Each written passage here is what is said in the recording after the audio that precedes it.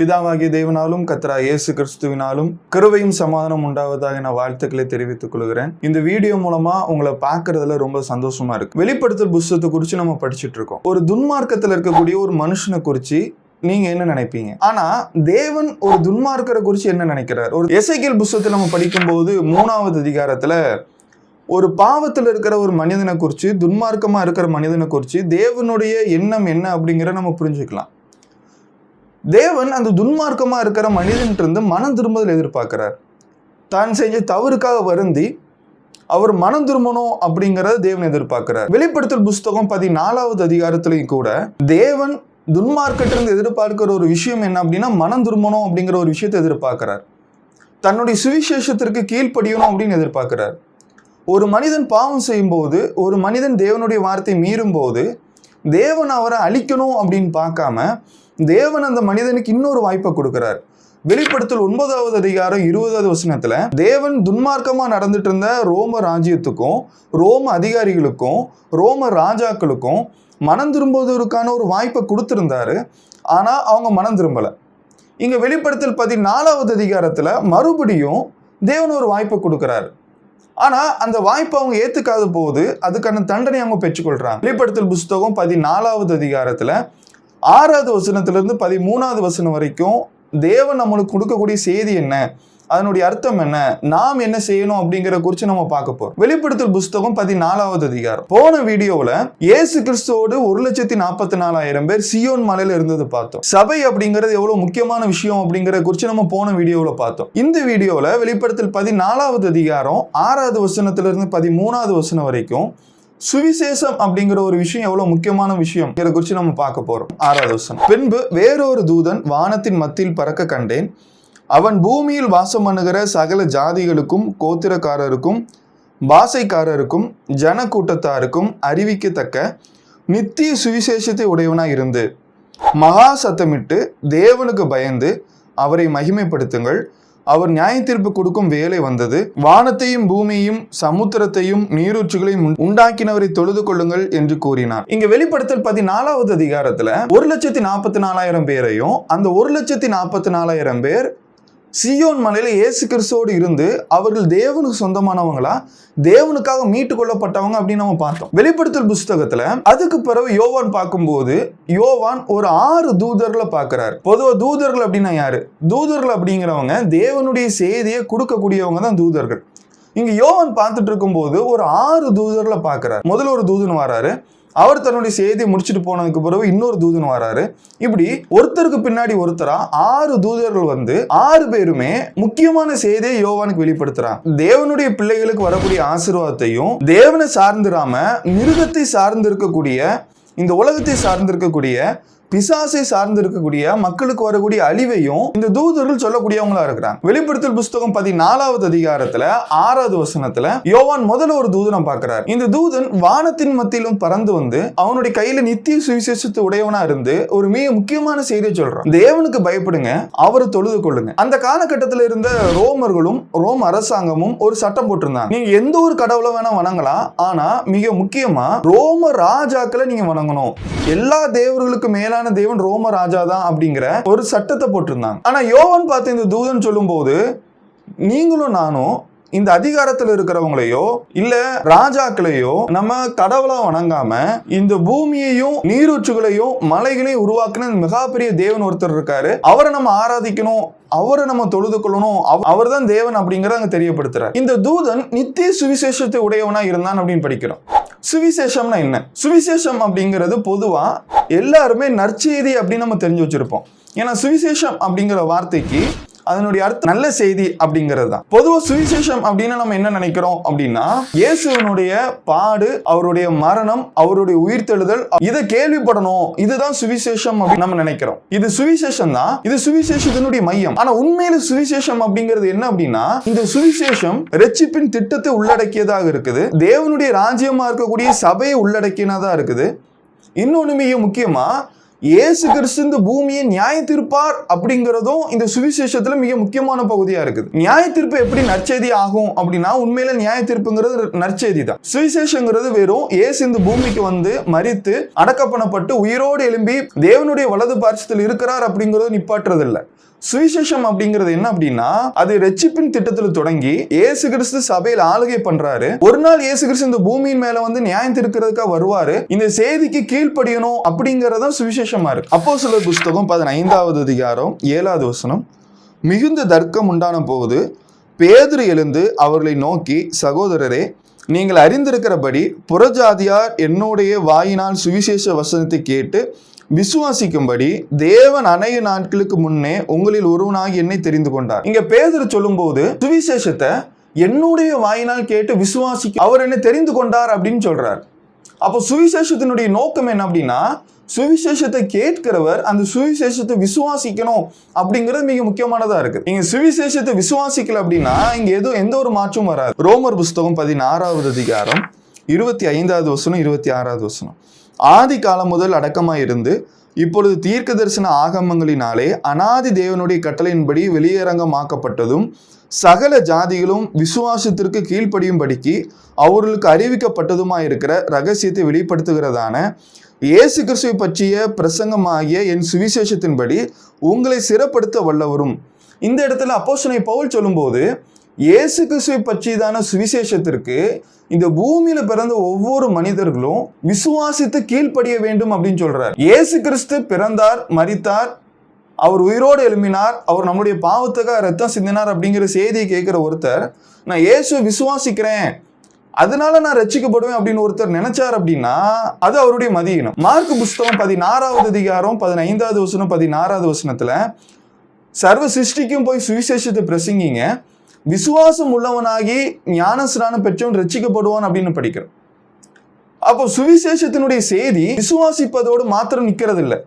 அந்த சுவிசேஷத்தினுடைய வார்த்தைக்கு என்ன பண்ணணும் அப்படின்னா கீழ்ப்படியணும். ஒரு மனிதன் சுவிசேஷத்தை கேட்கும் போது, இயேசுவினுடைய வார்த்தைகளை கேட்கும் போது, சபையை குறித்து கேட்கும் போது, பாவத்தை குறித்து கேட்கும் போது அவர் இயேசு கிறிஸ்துவை ஏற்றுக்கிட்டு அவர் அந்த வார்த்தைக்கு கீழ்ப்படிய வேண்டியது அவசியமா இருக்கு. அப்போஸ்தலர் புஸ்தகம் 8வது அதிகாரத்துல ஒரு மந்திரியை குறித்து நம்ம படிக்கிறோம். இந்த மந்திரி எருசலேமிலிருந்து இருந்து தன்னுடைய ஊருக்கு போயிட்டு இருக்கும் போது ஏசாயா ஆகமத்தை படிச்சுட்டு இருக்காரு. அவர் படிக்கிற வசனத்தினுடைய அர்த்தம் அவருக்கு புரியல. இப்படி வசனத்தினுடைய அர்த்தம் அவருக்கு புரியாது இருக்கும் போது தேவன் பிலிப் அப்படிங்கிற ஊழியக்காரரை இந்த மந்திரிட்ட அனுப்புறாரு. இந்த மந்திரியும் பிலிப்பும் பேசிட்டு இருக்கிற விஷயம் சுவிசேஷத்தை கேட்கிற ஒருத்தர் என்ன பண்ணணும் அப்படிங்கறது நம்மளுக்கு போதிக்குது. அப்போஸ்தலர் 8வது அதிகாரத்துல 34வது வசனம், மந்திரி பிலிப்பை நோக்கி, தீர்க்கதரிசி யாரை குறித்து இதை சொல்லுகிறார்? தம்மை குறித்தோ வேறு ஒருவரை குறித்தோ எனக்கு சொல்ல வேண்டும் என்று கேட்டுக்கொண்டான். அப்பொழுது பிலிப்பு பேச தொடங்கி இந்த வேத வாக்கியத்தை முன்னிட்டு இயேசு கிறிஸ்துவை குறித்து அவனுக்கு பிரசங்கித்தான். இப்போ இந்த மந்திரி பிலிப்பை பார்த்து, நான் படிக்கிற இந்த ஏசாயா புஸ்தகத்தினுடைய வாக்கியங்கள் என்னால் புரிந்து கொள்ள முடியல, இதனுடைய அர்த்தம் என்ன அப்படின்னு கேட்கும்போது பிலிப்பு அந்த வசனத்தினுடைய மையமா இருக்கக்கூடிய இயேசு கிறிஸ்துவை குறித்து பிரசங்கிக்கிறார். இப்போ பிலிப்பு அந்த மந்திரிக்கு எதை பிரசங்கித்தான் அப்படின்னா இயேசுவை பற்றி பிரசங்கித்தான். ஆனா 36வது வசனத்துல, இவ்விதமாய் அவர்கள் வழிநடத்து போகையில் தண்ணீருள்ள ஓரிடத்திற்கு வந்தார்கள். அப்பொழுது மந்திரி, இதோ தண்ணீர் இருக்கிறதே, நான் ஞானஸ்நானம் பெறுகிறது தடை என்ன என்றார். இந்த மந்திரிக்கு ஞானஸ்நானத்தை பத்தி என்னட்டு தெரியாது. ஆனா ஞானஸ்நானத்தை பத்தி இந்த மந்திரி எப்படி தெரிந்து கொண்டார் அப்படின்னா, பிலிப்பு இயேசுவை பத்தி பிரசங்கிக்கும் போதே ஒரு மனிதன் ரட்சிக்கப்படுவதற்கு இயேசுவினுடைய வார்த்தையை கேட்டு விசுவாசிக்கிறதோடு மாத்திரம் அல்லாம ஞானஸ்நானம் பெற்றுக்கொள்ள வேண்டும் அப்படிங்கிறதே அங்க அறிவுறுத்திருக்கார். அதனால அந்த மந்திரியை நான் ஞானஸ்நானம் எடுக்கணும் அப்படின்னு அவர் கேட்கிறார். 37வது வசனம், அதற்கு பிலிப்பு, நீர் முழு இருதயத்தோடு விசுவாசித்தால் தடையில்லை என்றான். அப்பொழுது அவன், இயேசு கிறிஸ்துவை தேவனுடைய குமாரன் என்று விசுவாசிக்கிறேன் என்று சொல்லி ரதத்தை நிறுத்த சொன்னான். அப்பொழுது பிலிப்பும் மந்திரியும் ஆகிய இருவரும் தண்ணீரில் இறங்கினார்கள். பிலிப்பு அவனுக்கு ஞானஸ்நானம் கொடுத்தான். அவர்கள் தண்ணீரிலிருந்து கரையேறின பொழுது கர்த்தருடைய ஆவியானவர் பிலிப்பை கொண்டு போய் விட்டார். மந்திரி அப்புறம் அவனை காணாமல் சந்தோஷத்தோடு தன் வழியே போனான். அப்போ சுவிசேஷம் அப்படிங்கிறது, சுவிசேஷத்தை கேட்கிற ஒருத்தர் இயேசுவினுடைய வாழ்க்கையையும் இயேசுனுடைய தியாகத்தையும் இயேசு கிறிஸ்து நமக்காக பண்ண அந்த நன்மையான விஷயத்தை கேட்கிற ஒருத்தர் இயேசு தேவனுடைய குமாரன் அப்படிங்கிறத விசுவாசித்து அந்த சுவிசேஷத்திற்கு கீழ்ப்படியும்படி ஞானஸ்நானம் எடுத்துக்கொள்ளணும். இப்படி ஞானஸ்நானம் எடுக்கும்போது இயேசு கிறிஸ்து அவருடைய சபையில சேர்க்கிறார். சுவிசேஷத்தை கேட்டும் அதற்கு கீழ்ப்படியாம இருக்கிறாரோ அவர் என்ன பண்றாரு அப்படின்னா தன்னைத்தானே நியாயம் தீர்த்துக் கொள்கிறார். அவர் எப்படி தன்னைத்தானே நியாயம் தீர்த்துக் கொள்ள முடியும்? அவர் எப்படி தன்னைத்தானே தீர்ப்பு செய்ய முடியும் அப்படின்னா அப்போஸ்தலர் புஸ்தகம் 13வது அதிகாரத்துல 46வது வசனம், அப்பொழுது பவுலும் பர்னபாவும் தைரியம் கொண்டு அவர்களை நோக்கி, முதலாவது உங்களுக்கே தேவ வசனத்தை சொல்ல வேண்டியதா இருந்தது, நீங்களோ அதை தள்ளி உங்களை நித்திய ஜீவனுக்கு அபாத்திரராக தீர்த்து கொள்கிறபடியினால் இதோ நாங்கள் புறஜாதியர் இடத்தில் போகிறோம். பவுல்ட்டு தேவனுடைய வார்த்தையை கேட்ட யூதர்கள் அந்த தேவனுடைய வார்த்தையை விசுவாசிக்காம பவுலுக்கும் பர்னபாவுக்கும் எதிர்த்து நின்னாங்க. இதை பார்த்த பவுல் அவர்களை பார்த்து, உங்களை நீங்களே நித்திய ஜீவனுக்கு அபாத்திரரா தீர்த்து கொள்றீங்க அப்படிங்கிறார். அப்போ ஒரு மனிதன் பரலோகம் போறதும் நரகத்துக்கு போறதும் அந்த மனிதனுடைய கையில இருக்குது, அவர் எடுக்கிற முடிவுல இருக்குது. ஒரு மனிதன் சுவிசேஷத்திற்கு கீழ்ப்படியல அப்படின்னா அந்த மனிதன் தன்னைத்தானே அபாத்திரரை தள்ளிக்கொள்கிறார். ஒரு மனிதன் பாவத்தை உணர்ந்து தான் பாவிங்கிறதை உணர்ந்து இயேசுவை பற்றி அறிந்தும் அவர் ஞானஸ்நானம் எடுக்காத போது அவர் தன்னைத்தானே அபாத்திரரா தீர்த்து கொள்கிறார், தன்னைத்தானே நரகத்துக்குரிய மனிதனா தீர்த்து கொள்கிறார். சுவிசேஷங்கிறது குறித்து அது ஒரு நல்ல செய்தி அப்படின்னு நம்ம நினைச்சிட்டு இருக்கோம். ஆனா 2 தெசலோனிக்கேயர் புஸ்தகம் 1வது அதிகாரம் 7வது வசனத்துல நம்ம படிக்கும்போது இந்த சுவிசேஷத்திற்கு கீழ்ப்படியாத எல்லா மனிதர்களுக்குமே ஆக்கினை தீர்ப்பு இருக்குது. அவர்களுக்கான தண்டனை இயேசு கிறிஸ்து வரும்போது கிடைக்குது. இங்க வெளிப்படுத்தல் புஸ்தகம் 14வது அதிகாரத்துல யோவான் பார்த்த முதல் தூதன் அவனுடைய கையில நித்திய சுவிசேஷம் உடையவனா இருந்து எல்லா ஜனங்களையும் பார்த்து நீங்க தேவனுக்கு பயப்படுங்க அப்படின்னு சொல்றாரு. இங்க தேவனுக்கு பயப்படுங்க அப்படிங்கிறது தேவனுடைய சுவிசேஷத்தை பார்த்து பயப்படுங்க அப்படிங்கிறது குறிக்கிறதா இருக்கு. இப்படி யோவான் முதல் தூதனை பார்த்துட்டு இருக்கும் போதே 2வது தூதன் வரார். இந்த 2வது தூதன் என்ன செய்தியை கொடுக்கிறார் அப்படின்னு பாரு. வெளிப்படுத்தல் புஸ்தகம் 14வது அதிகாரம் 8வது வசனம், வேறொரு தூதன் பின் சென்று பாபிலோன் மகாநகரம் விழுந்தது தன் வேசித்தனமாகிய உக்கிரமான மதுவை சகல ஜாதிகளும் குடித்தாலே என்றான். இப்ப யோவான் பார்த்துட்டு இருக்கும் போது மறுபடி 2வது தூதன் அவர் ஒரு செய்தியை கொடுக்கிறார். என்ன செய்தியை கொடுக்கிறாரு? பாபிலோன் அப்படிங்கிற மகாநகரம் விழுந்தது அப்படின்னு படிக்கிறோம். இந்த இடத்துல பாபிலோன் அப்படிங்கிறது ரோம ராஜ்யத்தை குறித்து சொல்லியிருக்கு. வெளிப்படுத்தல் 17வது அதிகாரம் வரும்போது அதை நம்ம விவரமா பார்ப்போம். இந்த பாபிலோன் அப்படிங்கிற வார்த்தையை ஏன் யோவான் பயன்படுத்தணும்? பழைய ஏற்பாட்டுல பாபிலோன் அப்படிங்கிறது தேவனுடைய பிள்ளைகளை அடிமைப்படுத்தி தேவனுக்கு விரோதமா இருந்து இந்த உலகம் முழுவதுமே விக்கிரக ஆராதனை செய்வதற்கு மிக முக்கியமான காரணமா இருந்தது. அதே போலதான் யோவான் இந்த தீர்க்கதரிசன புஸ்தகத்தை எழுதும் போது யோவானுடைய காலத்துல இருந்த பாபிலோனை போல இருந்த ஒரு ராஜ்யம் என்ன அப்படின்னா ரோம ராஜ்யம். இங்க தேவன் ரோம ராஜ்யத்துக்கு முதலே மனம் திரும்புவதற்கான வாய்ப்பை கொடுத்திருந்தார். வெளிப்படுத்தல் புஸ்தகம் 9வது அதிகாரம் 20வது வசனத்துல பார்க்கும்போது தேவன் கொடுத்த உபத்திரவங்கள் அவங்க மனம் திரும்புவதற்கானதா இருந்தது, தான் செய்த தவறுகளை குறித்து யோசிப்பதற்கானதா இருந்தது. ஆனா அவங்க மனம் திரும்பாம தேவனை தூஷித்தாங்க.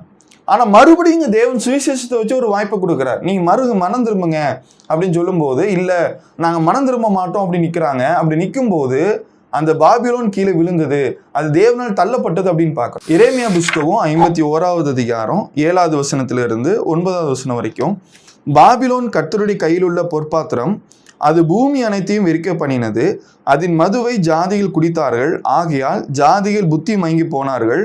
பாபிலோன் சடிதியில் விழுந்தது, தகர்ந்தது, அதற்காக அலறுங்கள், அதன் நோவை ஆற்ற பிசின் தைலம் போடுங்கள், ஒருவேளை குணமாகும். பாபிலோனை குணமாக்கும்படி பார்த்தோம், அது குணமாகவில்லை, அதை விட்டுவிடுங்கள்.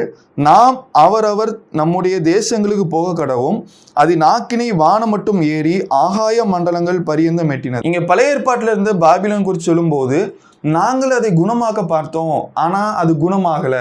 அதுக்கு நாங்கள் மருந்து போட பார்த்தோம், ஆனால் அது மருந்து ஏற்றுக்கல. இதே மாதிரி தான் வெளிப்படுத்தல் 14வது அதிகாரத்தில் ரோம ராஜ்யமும் சுவிசேஷத்தை வாங்கி சுவிசேஷத்துக்கு கீழ்ப்படிந்து தன்னை குணமாக்கி கொள்வதற்கு அதுக்கு ஒரு வாய்ப்பை தேவன் கொடுத்தார். ஆனா ரோம ராஜ்யம் தேவனுடைய சுவிசேஷத்துக்கு எதிர்த்து நின்னதே ஒழியாம அதற்கு கீழ்ப்படியல. அதனால தேவன் என்ன பண்ணார்னா அந்த ரோம ராஜ்யத்தை கீழே தள்ளி விட்டார், அதனுடைய மேன்மையான நிலையை அழிச்சு போட்டார். இது நம்மளுக்கு கொடுக்கக்கூடிய செய்தி, நம்மளுடைய வாழ்க்கையில நாம் செய்ய வேண்டியது என்ன அப்படிங்கிற மிக முக்கியமான செய்தியை கொடுக்குது. இந்த இடத்துல யோவான் 2 விதமான மக்களை பிரிச்சு காமிக்கிறார். ஒன்னு, ரோம ராஜ்யத்துக்கு கீழ்ப்படிந்து ரோம ராஜ்யத்தினுடைய அதிகாரத்தினால் மயங்கி தேவனுடைய வார்த்தையின்படி நடக்காத மக்கள் மிருகத்தினுடைய முத்திரையை தரித்தவங்களா இருந்தாங்க. இன்னொரு மக்கள் தேவனுடைய சுவிசேஷத்திற்கு கீழ்ப்படிந்து தேவனுடைய சுவிசேஷத்தின்படி தேவனுடைய வார்த்தையின்படி தங்களுடைய வாழ்க்கையை மாத்திக்கிட்டவங்க. இவங்களுடைய நெத்தியில தேவனுடைய நாமம் பொறிக்கப்பட்டதா இருந்தது. இப்போ இந்த மிருகத்தினுடைய இலக்கத்தை பொறித்திருந்த இந்த மக்கள் உபத்திரவத்தையும் துன்பத்தையும் அனுபவிச்சாங்க. வெளிப்படுத்தல் புஸ்தகம் 14வது அதிகாரம் 12வது வசனம், தேவனுடைய கற்பனைகளையும் இயேசுவின் மேலுள்ள விசுவாசத்தையும் காத்து கொள்கிறவர்களாகிய பரிசுத்தவான்களுடைய பொறுமை இதிலே விளங்கும் என்று கூறினான். இங்க நம்ம எல்லாத்துக்கும் கொடுக்குற மிக முக்கியமான செய்தி என்ன அப்படின்னா, நாம் எல்லாருமே தேவனுடைய வார்த்தைக்கு கீழ்ப்படிந்து தேவனை தொழுது கொள்ளணும் அப்படிங்கிறது. இந்த வீடியோ பார்த்துட்டு இருக்கிற நீங்க ஒரு நிமிஷம் யோசிச்சு பாருங்க. நீங்க தேவனுடைய சுவிசேஷத்திற்கு கீழ்ப்படிந்திருக்கிறீர்களா? நீங்க போகக்கூடிய சபை வேதத்தின்படி சரியானதா? நீங்க இருக்கக்கூடிய சபையில தேவனுடைய வார்த்தையின்படி அங்க போதிக்கப்படுதா? அங்க தேவனுடைய வார்த்தையின்படி ஞானஸ்நானம் கொடுக்கப்படுதா? அங்க தேவனுடைய வார்த்தையின்படி வாரத்தின் முதல் நாள்ல அப்பமும் திராட்சரசும் பங்கு பெறுறாங்களா?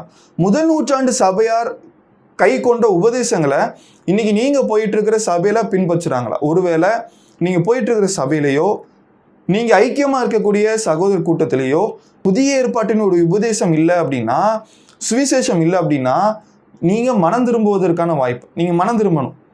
நீங்க மனம் திரும்பாத பட்சத்துல எப்படி பாபிலோன் விழுந்ததோ, எப்படி பாபிலோன் தேவனுடைய கையிலிருந்து ஆக்கினியை பெற்றுக்கொண்டதோ, அதே போல நியாய தீர்ப்பு நாள்ல நாம் நம்மை நாமே தீர்த்து கொள்ளக்கூடியவர்களா நாம் இருப்போம். அப்போ பிரியமானவர்களே, இந்த நேரத்துல சுவிசேஷத்தினுடைய தேவனுடைய வார்த்தைக்கு நாம் கீழ்ப்படிவது எவ்வளவு முக்கியமான விஷயம் அப்படிங்கிறத குறித்து பார்த்தோம். வெளிப்படுத்தல் புத்தகத்தை குறித்து நாம் தொடர்ந்து கற்றுக்கொள்வோம். தேவன் நம்மை ஆசீர்வதிப்பார்.